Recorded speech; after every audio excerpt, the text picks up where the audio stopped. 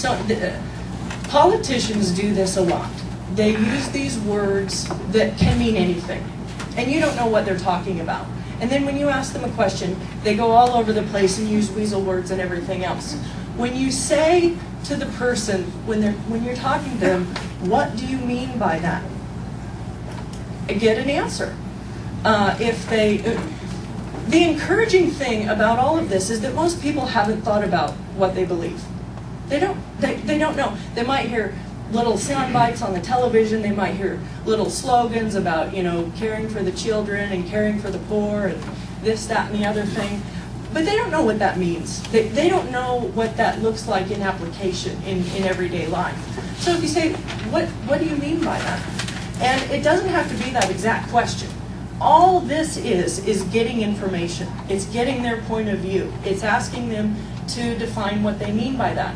So I put some examples up here, and these are when you're talking on various topics, people will say, well, the rich need to pay more. Well, what do you mean by rich? I mean, usually what people mean by rich is a little bit richer than them.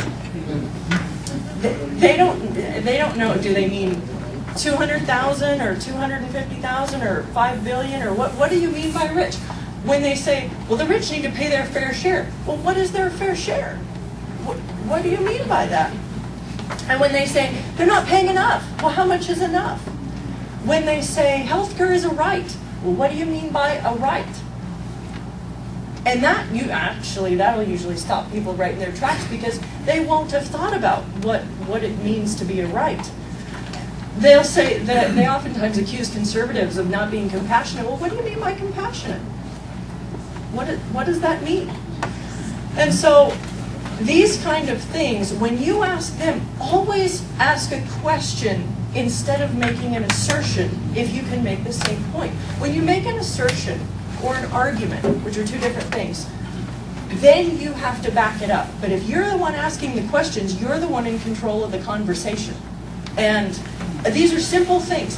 These will take practice because a lot of us are used to just bam, bam, bam, bam, here's the facts. But if we start asking them questions, they're the ones that have to think. They're the ones that have to back up instead of just always accusing us, always hurling insults at us, always telling us, you hate the poor, you're not compassionate, you're not this. Well, what do you mean by compassionate? The second Columbo tactic, the question is, how did you come to that conclusion? And again, you do not have to ask this exact question, it's just the general idea. This makes them defend their point of view. If they're going to make assertions, and they will, if they're going to say, for example, well, healthcare is a right. Well, how did you come to that conclusion? If you think about it, and I only put one example up there because when they say healthcare is a right, and you first of all ask, what do you mean by right? Then you can say, well, where do you think our rights come from? Do you think, like Tom Harkin thinks, that the government grants us our rights? Or do you think that our rights come from God, as it says in the Declaration of Independence? But most people haven't even thought about this at all. But most of the time, using the word, how did you come to that conclusion, or something like that, the idea is you get them to defend their point of view, because most of the time, they don't. They make assertions, they hurl insults. They never have to defend their point of view. Because when they make statements to us, we're just very quick because we have facts supporting our points of view. So we want to say, no, I don't hate the poor. And then we go into this whole diatribe. We know we don't hate the poor. It's absolutely ridiculous. But they need to defend their point of view. How did you come to that conclusion? How did you come to the conclusion that I hate the poor? And what does it look like to love the poor? So this is a really great tactic to use for the main thing that you do want to make them defend their point of view. The other thing is that it gets them thinking, and this is what we want. Because a lot of times when I get into conversations with people, people just haven't thought about this stuff, and you'll stop them dead in their tracks because they're just used to. We live in a society where unless we come to meetings like this, it's wall-to-wall liberalism at our schools, on the news, in movies, in music, in universities, anywhere you go, it's liberal. And so people are just they're saturated, and so they assume that that's just the way it is. And when you get someone saying, well, how did you come to that conclusion? They think, oh, I don't know. And it forces them to think. And I've been in so many conversations where it's absolutely amazing. Now, when you start to do this, when you start to ask, what do you mean by that? And how did you come to that conclusion? Oftentimes, and I'm sure you all have found this, they will change the subject because they don't know what to say. So they'll want to go off on a bunny trail. They'll want to say something else or do something else. When that happens, you narrate the debate. Now, what that means is all you do is you say, hold on a second.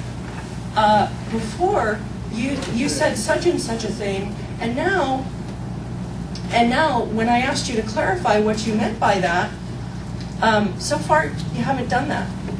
Before we move on to another topic, can we finish this one? Is that okay with you? Don't let them off the hook so easily, because this is what happens all the time. People don't. We're not trying to make people look like fools. We're just trying to get them to think. But they'll feel very foolish when they make statements, and then we ask them questions, and then they don't have the answer to questions, and then they'll want to say something else. Don't let them off the hook, because our ultimate goal is to influence them. It's really to persuade them. Some people are not willing to be persuaded, but at least to influence them. We want to get them thinking about things that they probably have not thought about before. So you narrate the debate. That's just a way of saying you just point out what has happened. Say, hold on a second.